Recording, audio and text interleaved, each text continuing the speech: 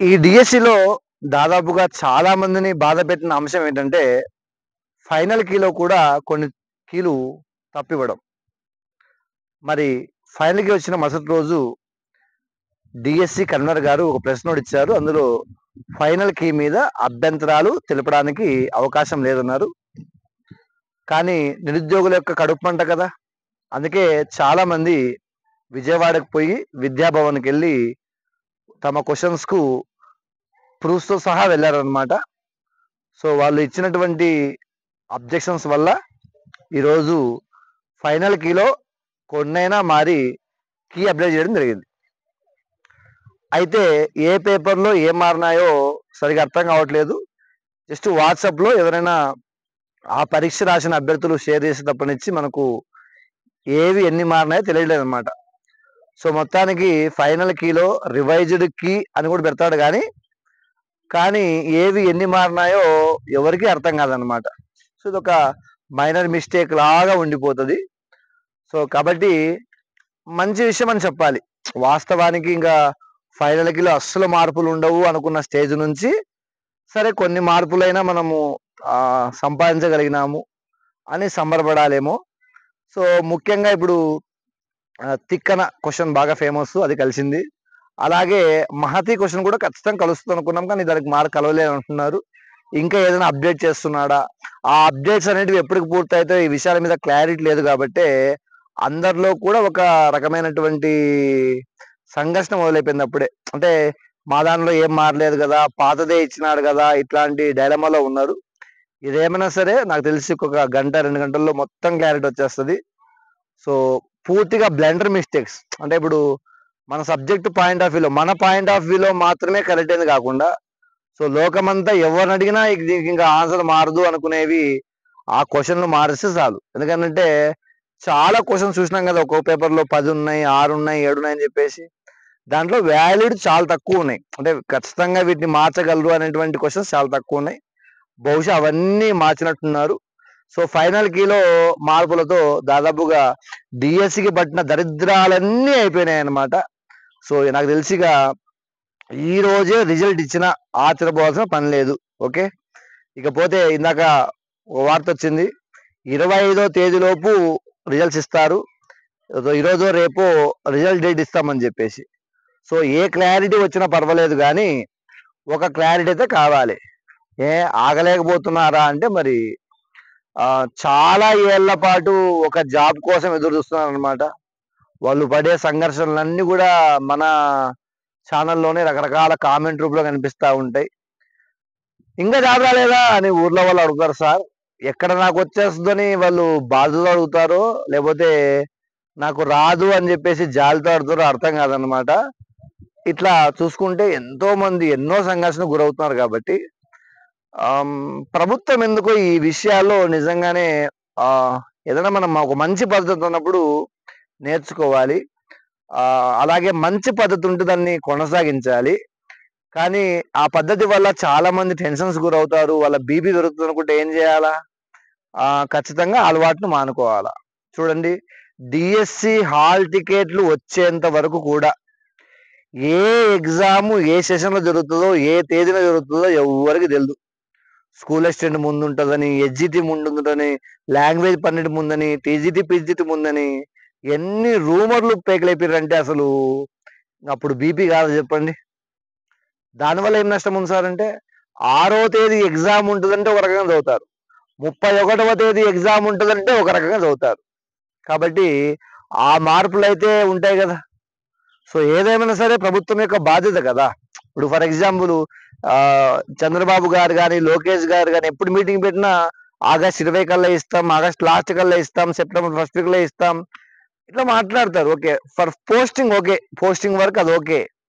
కానీ final key గావచ్చు, merit list గావచ్చు, సెలక్షన్ లిస్ట్ గావచ్చు, ఇవన్నీ బాగా ఉద్వేగాలతో కూడినవన్నమాట. సో, ప్రతిరోజు మీరు అప్డేట్స్ ఇవ్వకపోవడంతో మిగతా ఫేక్ గాళ్ళంతా కూడా పొద్దున 10 గంటలకొస్తది, సాయంత్రం 4 గంటలకొస్తదని జెప్పేసి మెసేజ్‌లు వైరల్ చేస్తా ఉన్నారు. దానివల్ల ఏమైపోద్దంటే అనవసరమైన విషయాలు ఎక్కువ థింక్ చేస్తా ఉన్నారు. ఇంక వచ్చేస్తది, రేపొచ్చేస్తది, రేపొచ్చేస్తది అనుకుంటూ ఉన్నారనమాట. దీనికి బదులు ప్రభుత్వమే ముందుకొచ్చి సో పలానా తేదీ మేము రిజల్ట్ ఇస్తాము, పలానా తేదీ మెరిట్ లిస్ట్ ఇస్తాము, పలానా తేదీ మేము సెలక్షన్ లిస్ట్ ఇస్తామని చెప్తే ఎవ్వరు మాట్లాడరు కదా. సో ఇప్పుడు చూడండి 21 నుంచి కౌన్సిలింగ్ అన్నారు, 16 నుంచి కౌన్సిలింగ్ అన్నారు దాదాపుగా.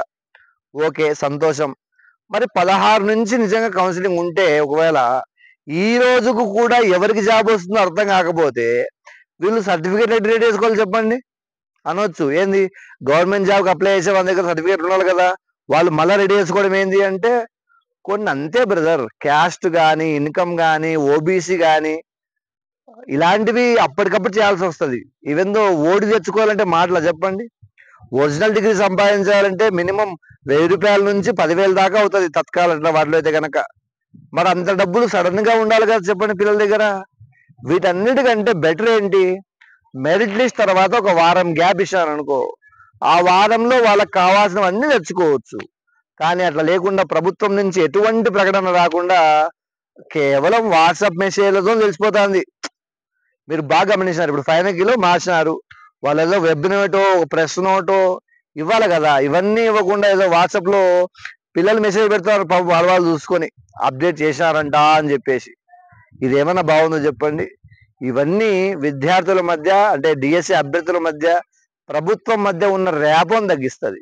ఇలాంటి చెడ్డ అలవాట్లు మాత్రం మానుకోవాలి ఒక పద్ధతిగా. సరే మీరు ఒక 2 months లో నోటిఫికేషన్ ఇస్తాం అనుకుంటే చెప్పండి, పలానా టైంకి ఖచ్చితంగా నోటిఫికేషన్ చేస్తాం, ఎన్ని ఇబ్బందులు వచ్చినా పలానా టైంకి ఎగ్జామ్ పెడతాం ఖచ్చితంగా అని చెప్తే ఎవరైనా చదువుకుంటారు.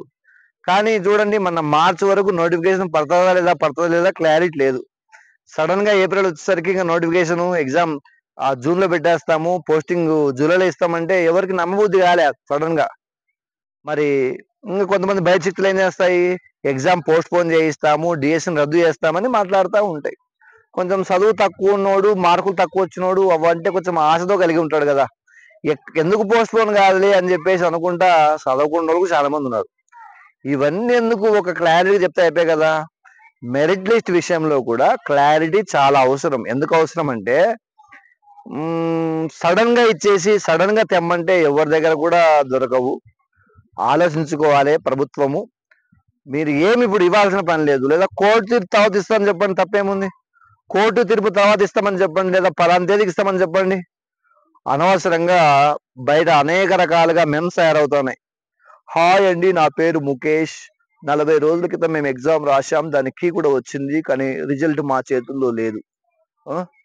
మళ్ళా ఒక సినిమా ఏదది, ఇద్దరు అమ్మాయిల సినిమాలో కాదు, జూలై సినిమాలో అల్లు అర్జున్ 1వ ప్లాన్ ఎగ్జామ్ డేట్ ఇస్తాం, 2వ ప్లాన్ ఎగ్జామ్ 40 days లో పెట్టేస్తాం, 3వది ఎగ్జామ్ రిజల్ట్ మమ్మల్ని అడగొద్దు మాకు కూడా తెలియదు. ఇట్లాంటి మేమ్స్ అనేటివి తిరుగుతూ ఉన్నాయి అన్నమాట.